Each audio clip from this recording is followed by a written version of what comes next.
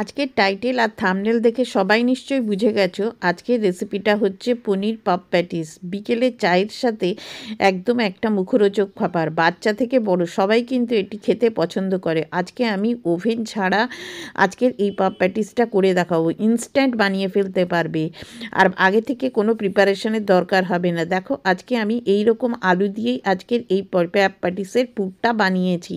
অসাধারণ খেতে হয়, একবার ট্রাই করে দেখো। কিভাবে ঝটপট এত সুন্দর লেয়ার বানাবে সেটাও তোমাদের সাথে শেয়ার করব। পুরো রেসিপিটা শেষ পর্যন্ত দেখো, আর এরকম নিত্য নতুন রেসিপি দেখার জন্য আমার চ্যানেলকে সাবস্ক্রাইব করে আমার বন্ধু হয়ে যাও। ভালো লাগলে লাইক, কমেন্ট ও শেয়ার করতে ভুলো না। ফেসবুক থেকে দেখলে আমার পেজকে ফলো করে আমার বন্ধু হয়ে যাও। Let's start this recipe easy cooking with me. প্রথমে ডোটা বানানোর জন্য এখানে 1 কাপ ময়দা দিয়ে দিচ্ছি, হাফ কাপ মতো আটা দিয়ে দিচ্ছি। তোমরা ইচ্ছা করলে পুরো আটা বা পুরো ময়দাতেই করতে পারো। আর দিয়ে দিচ্ছি 3 চামচ মতো সুজি। সুজিটা দিলে এটা অনেক বেশি মচমচে খেতে হবে। 1/4 টিস্পুন মতো লবণ, 1/4 টিস্পুন মতো কালো জিরে, আর 1/4 টিস্পুন মতো জোয়ানটা একটু হাত দিয়ে এরকম ক্র্যাশ করে নিলে এর ফ্লেভারটা কিন্তু খুব ভালো আসবে। দিয়ে দিলাম, দিয়ে এবারে এই সবগুলো উপকরণ খুব ভালোভাবে আটা আর ময়দাটা মিশিয়ে নেবে। যখন এরকম ভালোভাবে মেশানো হয়ে যাবে, মাঝখানে একটু গর্ত করে নিয়ে 3 টেবিল চামচ মতো সাদা তেল দিয়ে দিচ্ছি। তোমরা ইচ্ছা করলে এখানে ঘি ব্যবহার করতে পারো, তবে আমি সাদা তেল দিয়েই বানিয়েছি। দিয়ে এবারে দেখো সবগুলো এমনভাবে মেশাতে হবে যাতে প্রত্যেকটা ময়দার গায়ে তেলটা সমানভাবে লেগে যায়। যখন হাত দিয়ে এরকম মুঠো হবে তখন বুঝবে ময়ামটা একদম পারফেক্ট হয়েছে। যদি এরকম না হয় তাহলে আরও 1 চামচ তেল ব্যবহার করবে। এবারে রুম টেম্পারেচারে রাখা জল দিয়ে অল্প অল্প করে একটা ডো বানিয়ে নিতে হবে, তবে খেয়াল রাখবে ডোটা যেন খুব বেশি নরম না হয়ে যায়। দেখো ঠিক এই রকম একটা শক্ত ডো ভালো করে মেখে বানিয়ে নেবে।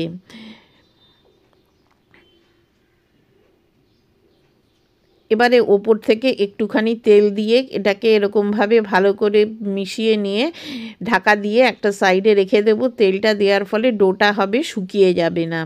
একটা সাইডে রেখে দিলাম। এবারে পুরের জন্য একটা প্যান বসিয়ে দিয়ে এখানে 2 চামচ সাদা তেল দিয়ে দিচ্ছি। সাদা তেলটা যখন একটু গরম হবে 1/4 টিস্পুন মতো জিরে দিয়ে দিলাম। জিরেটা যখন একটু ভাজা ভাজা হয়ে যাবে, 2-3 সেকেন্ড লাগবে চিড়েটা ভাজতে, একটা মিডিয়াম সাইজের পেঁয়াজ একদম ছোট করে কেটে এর ভেতর দিয়ে দিচ্ছি। তোমরা যদি পেঁয়াজ পছন্দ না করো তাহলে পেঁয়াজটা অ্যাভয়েড করতে পারো। এবার পেঁয়াজটাও দেখো একটু লাল করে ভেজে নিয়েছি, খুব বেশি লাল করার দরকার নেই। এখানে 2 মিডিয়াম সাইজের আলু এরকম ছোট করে কেটে রেখেছি, এই আলুটা দিয়ে দিলাম।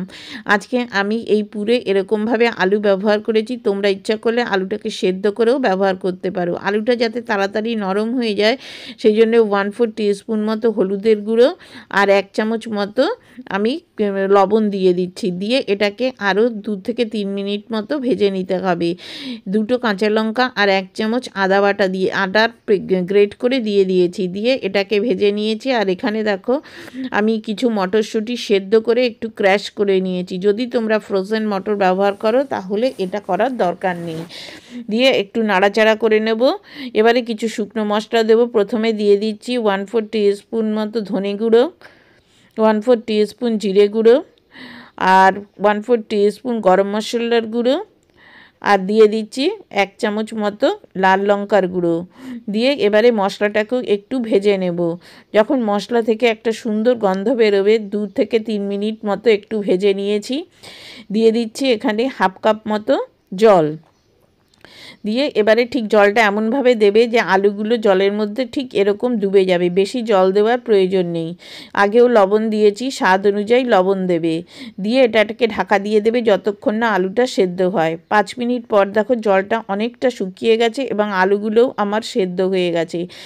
এবারে এরকম একটা ম্যাশার নিয়েছি, নিয়ে আলুগুলোকে যে গোটা গোটা আছে এটাকে এরকমভাবে একটু ম্যাশ করে দিচ্ছি।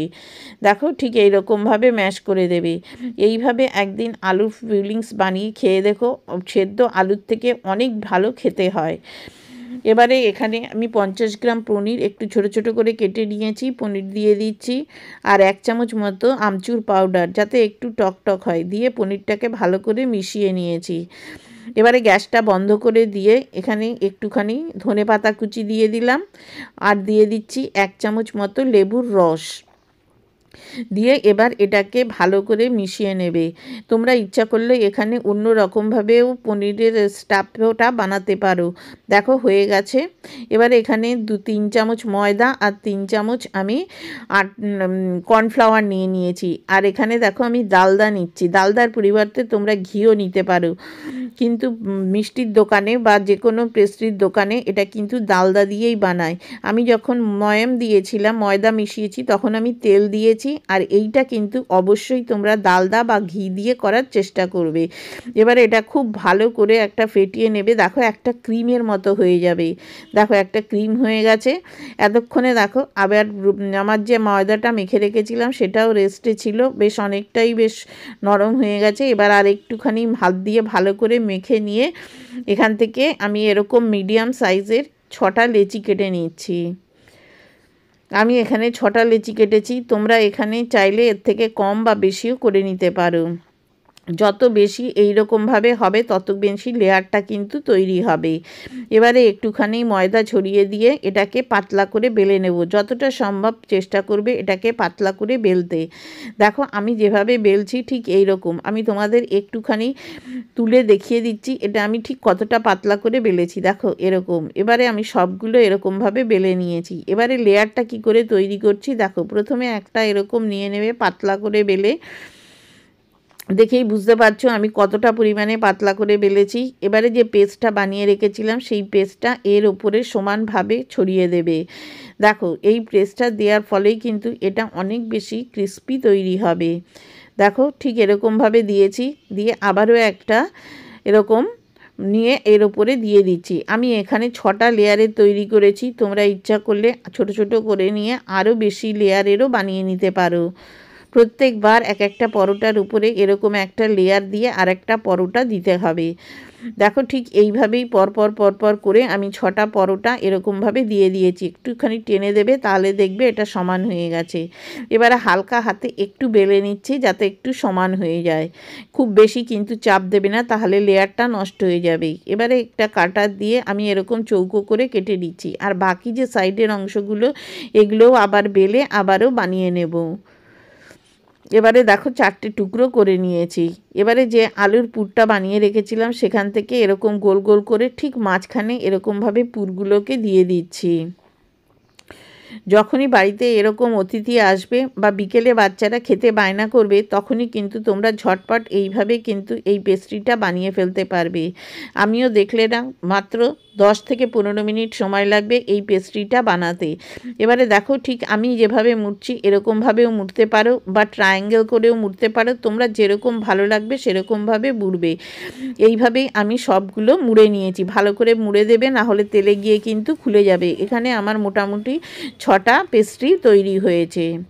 এবারে তেলটা এখানে দেখো একটুখানি মিডিয়াম গরম করে নেবে, খুব বেশি যেন গরম না হয়ে যায়। 2-1 মিনিট হতে দেবে। তারপরে ওপর দিয়ে এর উপরে এরকম তেলটা দিলে লেয়ারগুলো কিন্তু ছড়ে আসবে। দেখো ঠিক এরকম 2-3 মিনিট পর আবার এটাকে এরকম উল্টে দেবে। নিচের দিকটা কিন্তু একটু লাল লাল হতে শুরু করেছে। 4 থেকে 5 মিনিট সময় লাগবে মিডিয়াম হিটে উল্টে পাল্টে এগুলোকে ভেজে নিতে হবে। জোরে দিলে পরে ওপর থেকে লাল হয়ে যাবে, ভেতরে কিন্তু কাঁচা থেকে যাবে। দেখো কত সুন্দরভাবে লেয়ারগুলো ছেড়ে এসছে। দেখুন এরকম লাল লাল হয়ে গেছে। এবারে একটা ঝাঁঝরিতে তুলে এটাকে একটা টিস্যু পেপারের ওপর নিয়ে নেবে। যখন পরের ব্যাচটা দেবে মানে পরের পেস্ট্রিগুলো দেবে তখন কিন্তু অয়েলের টেম্পারেচার একদম কিন্তু যেন কম থাকে। প্রত্যেকবার কিন্তু এটা করতে হবে। এইভাবেই সবগুলো আমি ভেজে নিয়েছি। তোমরা চাইলে এটা ওটিজিতেও বেক করে নিতে পারো। এবারে দেখো আরও কত সুন্দর দেখতে হয়েছে। আর লেয়ারগুলো দেখো কত পরিষ্কারভাবে দেখা যাচ্ছে। একদিন বাড়িতে বানিয়ে খেয়ে কেমন হয়েছিল সেটা জানাতে ভুলো না। আর আমার সাথে এরকম নিত্য নতুন রেসিপি দেখার জন্যে আমাকে চ্যানেলকে সাবস্ক্রাইব করে আমার বন্ধু হয়ে যেও। আর তোমাদের রেসিপিটা কোথা থেকে দেখছো সেটা আমাকে অবশ্যই জানিও, যাতে আমি তোমাকে থ্যাংক ইউ বলতে পারি। পুরো রেসিপিটা শেষ পর্যন্ত দেখার জন্য তোমাদের সবাইকে অসংখ্য ধন্যবাদ। Thank you.